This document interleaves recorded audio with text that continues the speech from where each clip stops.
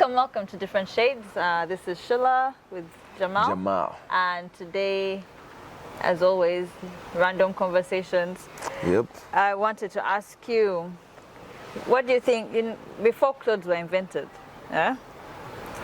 what do you think because guys used to just wrap themselves like leaves and or they would backwards, hide, they would not be outside a lot, I think. They would be outside. That was the way. They have hunters They would be quarantined. But yeah, before clothes, people used to basically be naked. Yes.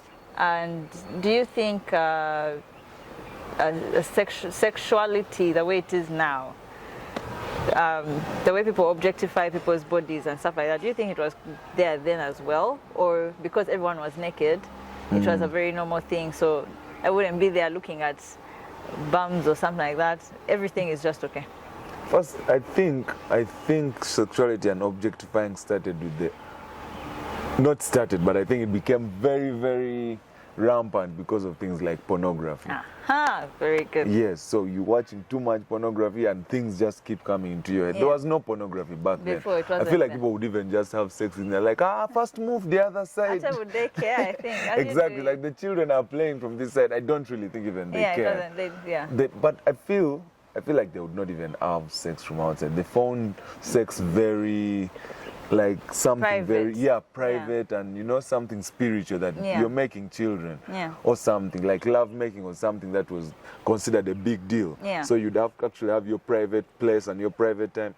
Unlike now, where it has become the new norm. It has become the new norm, but that is actually what has made us, an influence. So pornography was the influence. Yeah, pornography was the influence. I was hoping you were going to say that because I have a story for you. Oh, okay. You always have. There's a lady who was interviewed. So she used to work for some gentleman. I've been trying to remember the name, but it's gone. But she used to work for the gentleman who basically wrote the book on sexuality amongst boys. So she used to be like a secretary of sort. And now she's coming out and telling the stories of actually what was actually happening. Because I don't think pornography has always been such an epidemic cancer within our society like it is today. No, not at all. We were, up to the end of the Second World War, a conservative Judeo-Christian nation. The turning point for all that was Dr. Alfred Kinsey, his book, Sexual Behavior in the Human Male, 1948. He was the father of the sexual revolution and therefore the father of everything that has come from that. And certainly one of the key things was pornography. Dr. Alfred Kinsey ushered the destruction of our nation's moral code with his books, Sexual Behavior in the Human Male and Sexual Behavior in the Human Female, known as the Kinsey Reports. The world recognized him as the leading scientific expert on human sexuality. The reports claim that humans were sexual from birth, and that what we deemed as immoral sexual behavior was actually normal, thus making it moral. Once a biologist who studied gall wasp, Kinsey's obsession with sexuality led him to found the Kinsey Institute for Sex Research at Indiana State University. What people to this day are not aware of were the methods he used to collect his data. And I looked at the graphs that he provided, 30, 31, 32, 33, 34 tables, and I said, wait a minute, that's a 2-month-old baby. How does he know a 2-month-old baby did or did not have an orgasm? And then table 34, a 4-year-old child, 26 orgasms in 24 hours? That's an around-the-clock experiment. Wow, that's torture. That's torture, you bet. He also actually employed bona fide pedophiles to do what they did to children for his so-called data. Kinsey wanted to prove that we are sexual from birth, so it wasn't surprising that he drew his data from pedophiles, rapists, and murderers. They were the perfect sample because obviously a rapist pedophile will have a skewed perspective on sexuality, convincing himself that his victim finds pleasure in the act of being raped. Using a stopwatch and a ledger, they recorded their sexual experiments, systematically molesting thousands of young children under the guise of science.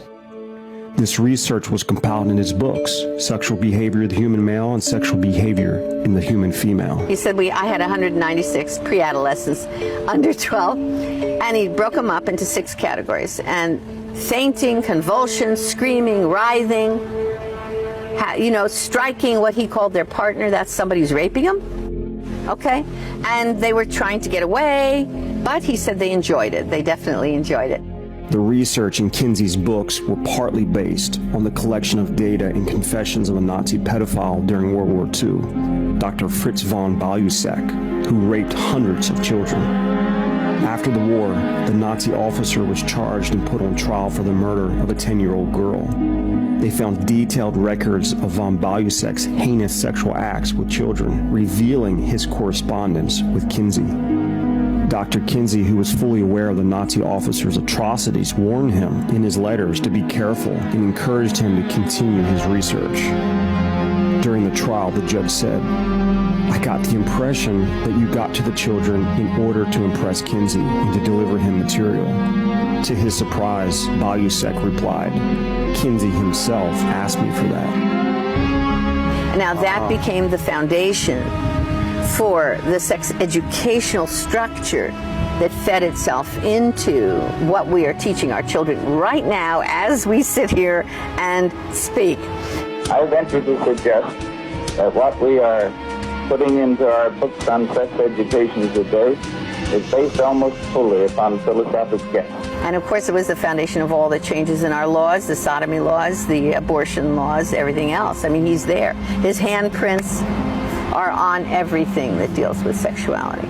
From all these people, he was able to tell us, quote, the truth about ourselves, the truth about what we were really doing behind closed doors. And he lied about our fathers, my father's generation and grandfathers. He lied about them because he projected onto them what he himself was doing.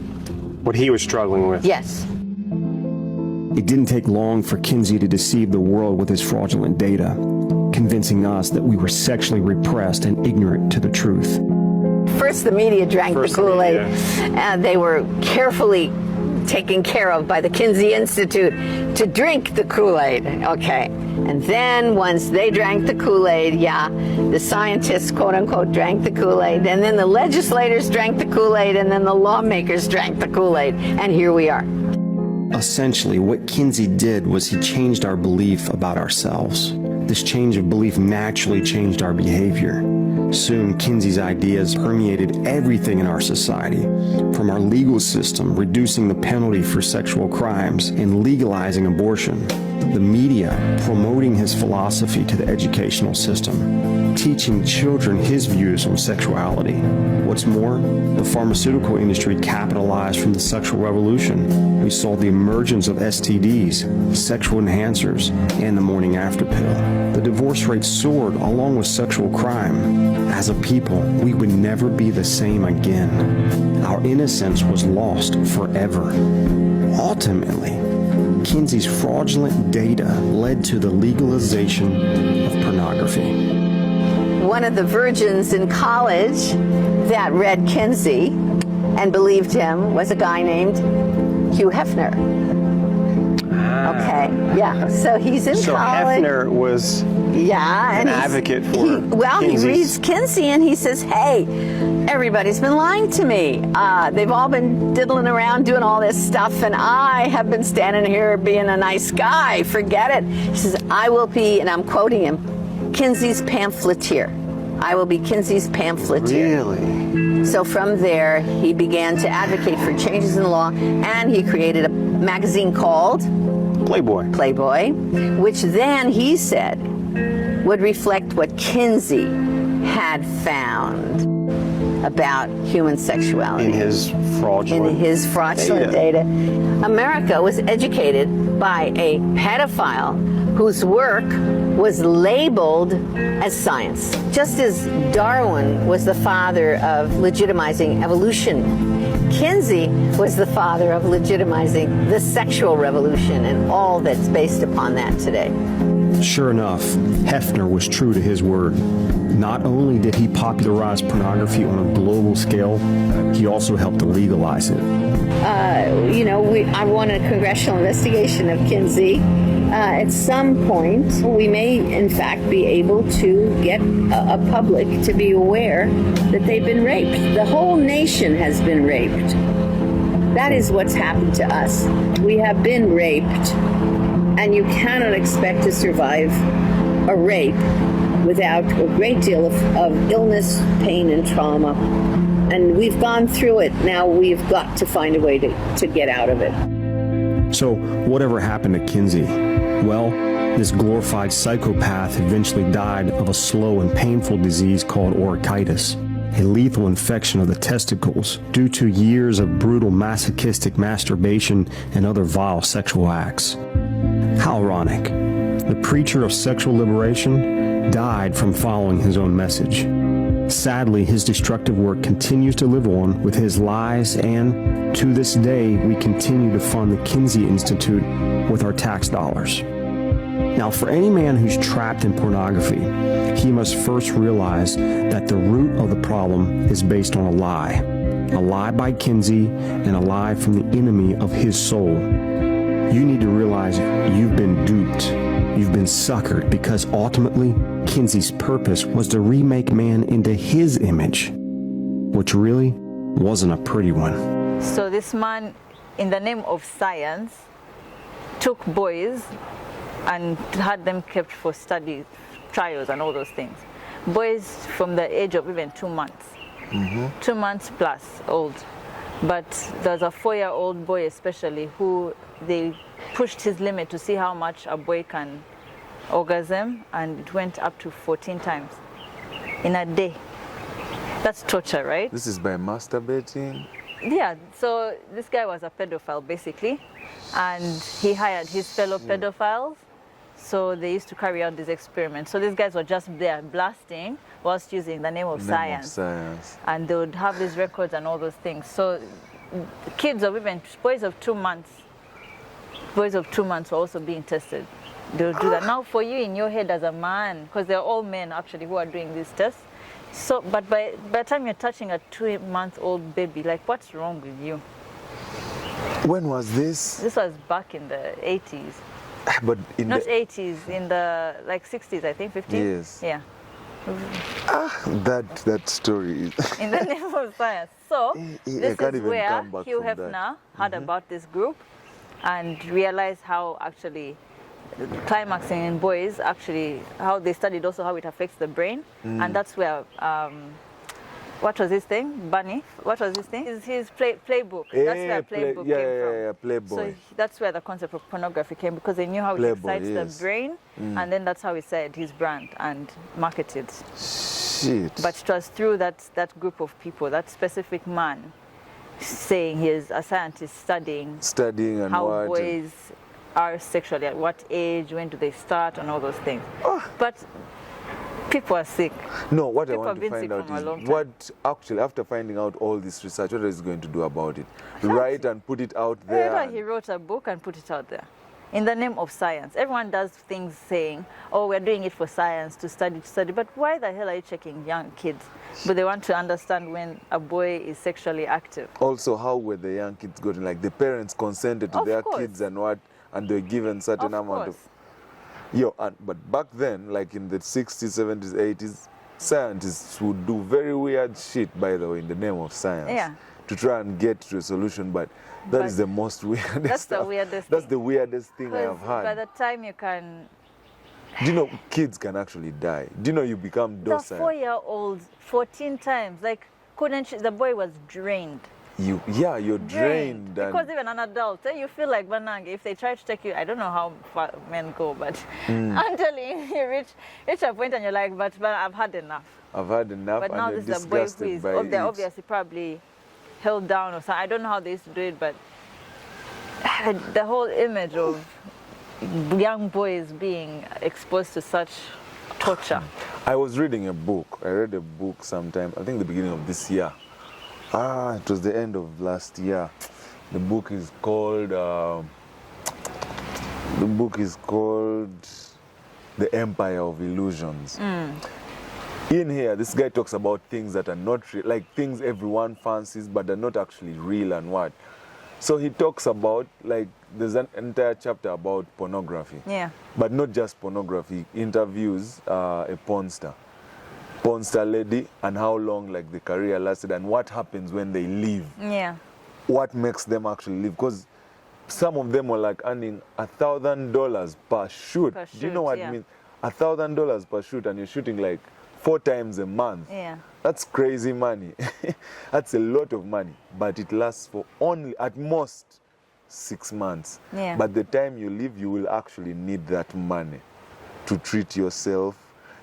The lady, the lady was saying, you guys only look at things like the sex, these UTIs, STDs.